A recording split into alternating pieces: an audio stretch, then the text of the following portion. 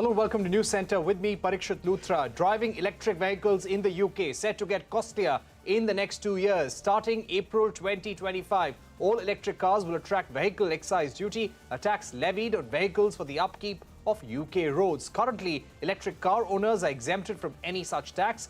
Under the plans laid out by the Finance Minister Jeremy Hunt, electric cars registered from April 25 will pay £10 in the first year, then move to the standard rate of £165. EV manufacturers fear the move will dampen demand for electric vehicles and is at odds with the country's net zero ambitions. Joining me now to discuss the ramifications of this latest order for the EV industry in the UK and whether other countries could follow suit are Emma Butcher of Society of Motor Manufacturers and Traders in the UK and Gill Nowell of Electrix, also joining us from the United Kingdom. Emma, if I can begin with you, how is this going to impact the adoption, the sale of electric cars? This applies only in 2025, so there is still some time, but practically this was the last tax incentive available to electric car owners. No, you're right, absolutely. So it obviously is disappointing, but it wasn't unexpected. As fuel duty declines, tax income has to come from somewhere, and we recognise that all car drivers should pay their fair share of tax. Absolutely. On its own, the standard VED rate for cars isn't as onerous as it could be. However, there is a bit of a sting in the tail. In that there will also be what's known as an expensive car supplement, which will be applied at the same time. And so this is an annual £355 cost, which is applied to all cars, costing more than £40,000, including battery electric vehicles. Now, clearly, these electric vehicles, they're new technology. They are unavoidably more expensive than conventional vehicles. So a great many of those cars are going to be captured by that tax, which provides a real disincentive. Right. Gill, if I can get you in at this stage, what would be the cost differential? The battery cost is almost 40% of the cost of an electric vehicle, and this is what countries, even India, try to subsidize as much for the end consumer. What could be the price increase as a result of this? So I think particularly for those cars that do come in under £40,000, and there are almost 50 models available in the UK market that are under that price threshold, so will not be subject to the additional supplement, expensive car supplement. So that's one bit of good news. But also in 2024, we have government introducing the zero emission vehicle mandate, and that will require all car manufacturers to produce a certain percentage of pure electric cars. The effect of that will be more electric cars coming onto the market. We should start to see true price parity with petrol and diesel. So to your point there, yes, electric cars in today's market are more expensive in terms of upfront cost than petrol and diesel. But in the next few years, we should start to reach price parity with petrol and diesel cars. And also being able to look at the total cost of ownership is really, really important. We know that through the work that we've done at LV and Electrix, running costs for electric cars are 47% lower.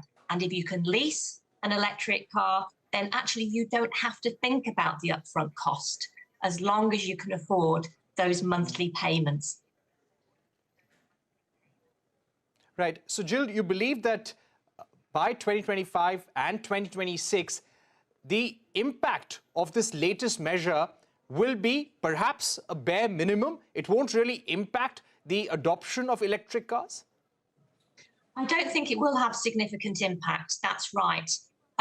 Plus, the good news from the autumn statement in the UK yesterday is that government has committed to sustaining low rates of benefit in kind. So that's essentially low rates of company car tax. So for businesses and for employees on salary sacrifice schemes, for example, it will still make an awful lot of sense to make the switch to an electric car because of those low incentives, those low tax rates. So they serve as a really, really strong incentive. And a lot of the electric cars on the roads in the UK today are there by virtue of those low rates of benefiting kind tax for company car drivers. So that's a really good piece of news. And in the next few years, those cars will trickle down to the second-hand market as well, which is a good thing. Emma, getting you back in, today we were discussing the impact on Jaguar Land Rover. But again, the point is this latest measure of scrapping the tax rebate and bringing back this excise duty will come into effect from April 2025. So there is still some time. How many car makers, and which are the car makers in the UK, in Europe, which could be impacted by this measure? With the data that your organization shared with us, it shows that electric cars comprise 15% of the vehicles registered in the UK this year. No, absolutely. 15% now, and we're forecasting by the end of 2023 that will be 1 in 5. And by 2024, we're looking at probably nearly 500,000 new battery electric vehicles registered in the UK each year. It is fantastically exciting technology. We know there's huge amount of demand to get into these vehicles, and manufacturers are investing massively to drive up the range so that you can go further without charging for longer, and to make this technology really accessible for all. And what we need all stakeholders to really play their part in this revolution. The cars are there, the model choice is there, 150 now available to buy in the UK. And what we need is to pull every single lever to really make sure that these vehicles are accessible to everybody, because everybody should be able to benefit. So we do need a supportive tax framework. We'll obviously be working really closely with government on to ensure that for the future. We do need incentives wherever we can find them, and we also need investment in charging infrastructure as well, which is a really big part of the picture in terms of making this an electric reality for the UK. Right. If I were to ask you, Emma, do you also feel that what is happening in the UK right now with the scrapping of these tax incentives on electric vehicles, this is a point that governments and vehicle makers all across the world are thinking that yes, you may have subsidies right now, but your electric story cannot continue on subsidies forever. One day you will have to scrap those subsidies. Do you think it's possible that as a result of the measures that UK has taken, countries in Europe and other parts of the world may also consider similar measures, Emma? Well, I think every country will have their own strategy, and to get to net zero. We have a particularly ambitious roadmap in the UK. We have the ZEV mandate coming in 2024, which imposes really ambitious targets, which the industry is absolutely up for meeting. The technology is there. It's all about getting it out there and making sure that as many people as possible can access it. So it's about making it affordable. It's about making sure that it's convenient to use. So the really exciting times ahead. It is a challenging path to get there. Obviously, we're now overriding 120 years of the internal combustion engine, and we're really powering ahead to a new future. As far as what other countries are doing, we know that other countries, many of them do have more supportive incentive frameworks for these vehicles, and only time will tell as to when the time is right for them to make the decision to reduce those. Right. Gill, if I were to get you in at this stage, if there would be certain measures which you would urge the UK government to consider, if they are now scrapping all incentives for electric vehicle buyers, what should be some of the non-tariff interventions that they can make in order to encourage adoption in the UK? One of the key things to continuing to encourage adoption is to make sure that there is a really clear communication framework to support electric car drivers and to support those thinking about making the switch in particular to feel comfortable. It's a new technology. We hear in the media concerns about range, concerns about charging, but actually, when we look at the UK, then, if you can charge at home overnight, it is super cheap, it is super convenient to drive an electric car. Range really is no longer an issue. Most electric cars will go 200 or 250 miles plus on a single charge, and public charging infrastructure is improving all the time. So as well as bringing industry with us, as well as bringing government along with us as well, we need to make sure that the drivers themselves, that their voices are heard and that we communicate in a transparent and honest way with them and make it as easy as possible for people to make the switch and to make sure that there is enough choice in the second-hand market as well. Because I said earlier, when we really start to make them affordable for more, that's really important. Okay, and very quickly, Emma, so would you be urging and working with the UK government to get this latest measure set aside? Would you probably demand that the tax rebate be restored and the tax rebate policy does not change? No, we absolutely knew that these vehicles were going to be taxed at some point, and I think what we now need to do is look ahead and look at what the future tax framework is going to be. There are all sorts of issues to think about. We know that road user charging is on the agenda as well. So there is a big debate and discussion to be had, and it's really important that the whole industry and all stakeholders are involved in those consultations.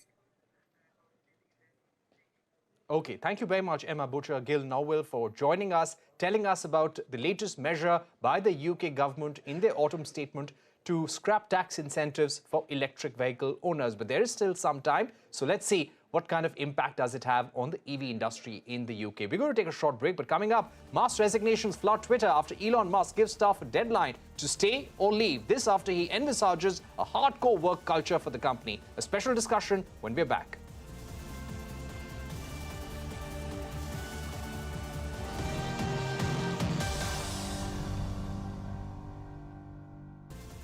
Welcome back. Twitter has temporarily closed its offices after a new wave of resignations hit the company. Twitter's internal communication system was flooded with farewell messages. A few days ago, Elon Musk had issued an ultimatum asking employees to commit to a hardcore work environment or take the exit, and many employees seem to have chosen the second option. Archana Solanki rounds up all the action in Twitter over the last few days.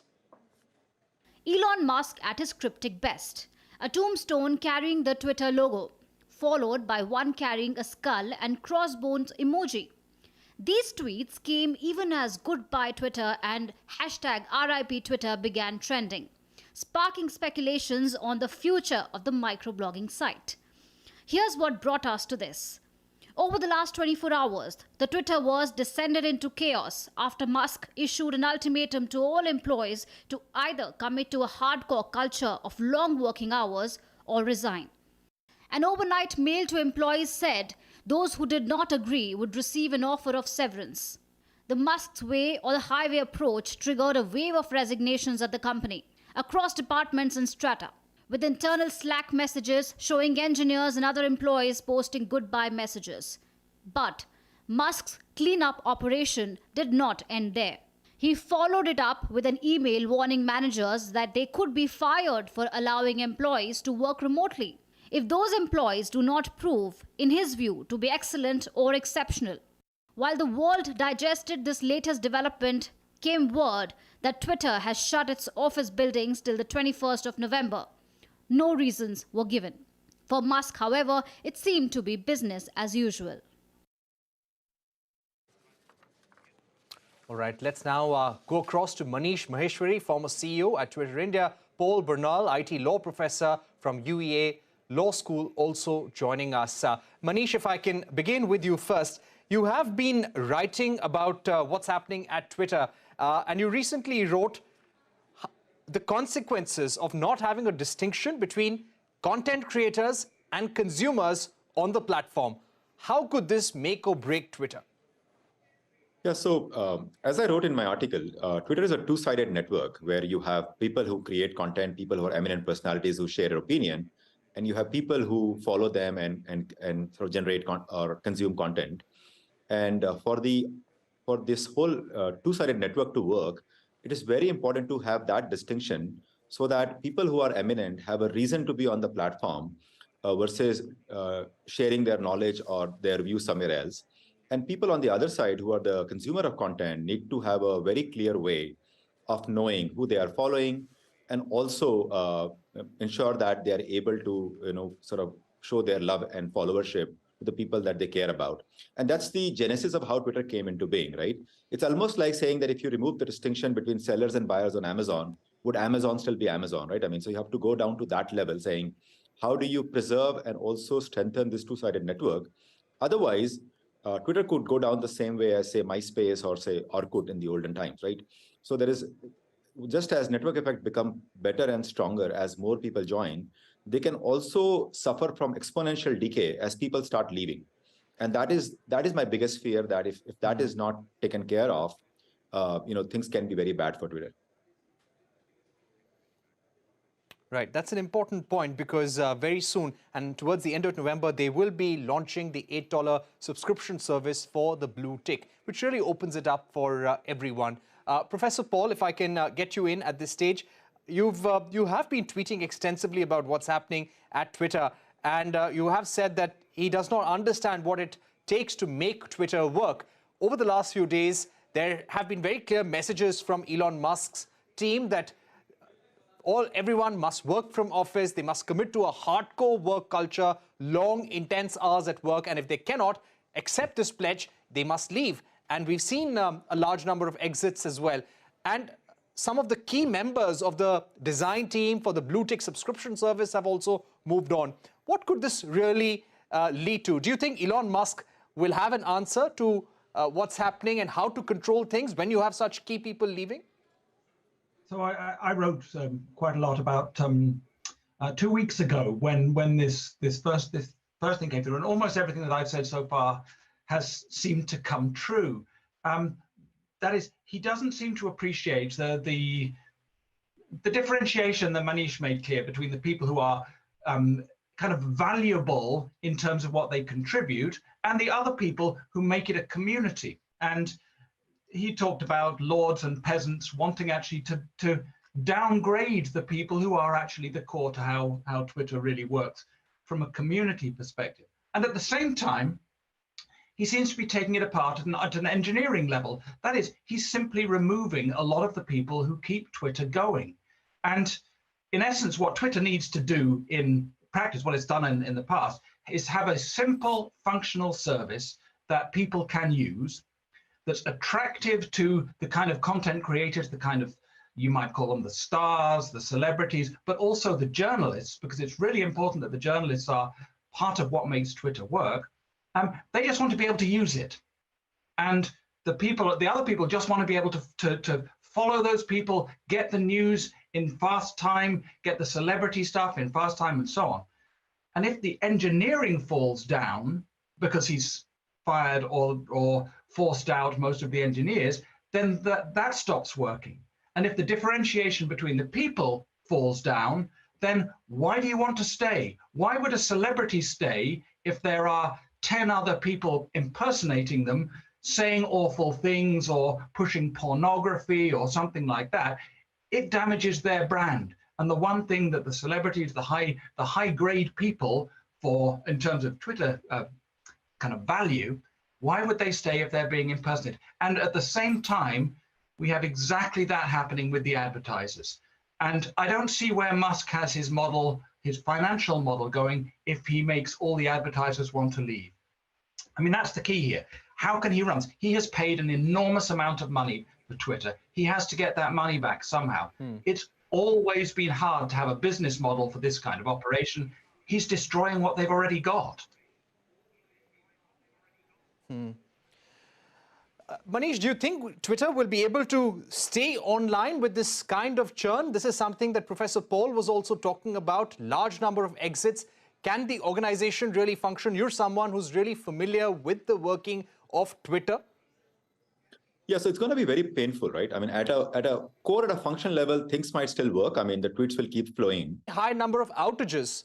We're looking at a very high number of outages also, according to some reports.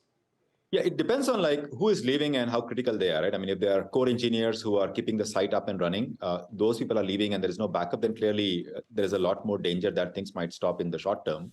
But see, those problems can be fixed very quickly. You can hire another team from another company and fix it. The bigger problem is people who have the know-how and the understanding of how the platform operates, how the interactions happen, how something goes viral, how the trends are created, how the narrative is built. And those who have a relationship with content creators, celebrities, journalists, top politicians, media people, all the people who create value on the platform. And the reason why people come to Twitter is because they get to hear directly from these important people. Now, if people who have those relationships and those know-how, they leave, then building that back up will take time, right? You can't just assume that just because platform is there and it's up and working, all the important people will be there. I mean, there are so many great apps out there. There's a reason why the network effect is benefiting Twitter, and that there's a reason why all the important people find it necessary to be on this platform. If that reason goes away, then very quickly it can be an exponential decline for the platform. The other thing which is very concerning is this whole ultimatum that Elon gave to the employees that either show up at the office or your resignation is accepted. Now that hurts at the core of the culture of Twitter. Now, if you go back to the days, right, when COVID happened, Twitter was the first company that declared that employees can work from anywhere and also forever. In fact, this was a very, very, I would say, monumental or very, very unique announcement that Jack did in those days, that not only you can work from wherever, you can work forever, wherever you want to work from. Now, what Elon has done is completely reversed that. Now, over the last 2 years, 3 years, people have really enjoyed being their creative best wherever they were located. There were a lot of remote employees, and Twitter is a global company. So in any team, there will always be people, some people in Europe, some in Asia, and also Twitter had started operating in Africa as well. So clearly people were very productive in the way they were operating, and the company was huge on online collaboration. We used to use Google Docs and Google Tools, and a lot of collaboration used to happen. So people were really into this. And I think forcing everyone to come to office just because there's a physical space will hurt people, not just senior people and managers, but even frontline engineers who really valued their freedom and the creativity and the kind of focus they could have working at a location that was ideal for them. Right. So that to me is a big deal, because now I think you are seeing mass resignation, because if you're someone who is valuable, someone who has great skills, why would you put up with something with an order of this kind, which seems very heavy-handed, very dictatorial? Right. We've run out of time, but Manish Maheshwari, Professor Paul, thank you very much for joining us. Clearly tough times for employees there at Twitter. Let's see what happens in the days to come. But as Manish and Professor Paul pointed out, that people who are leaving are really at the core of Twitter's team. And there are some very big question marks on the way the blue tick subscription service will work and how it will probably blur the differentiation between content creators and consumers on Twitter. With that, it's a wrap on this edition of News Center. Thank you for watching. Goodbye.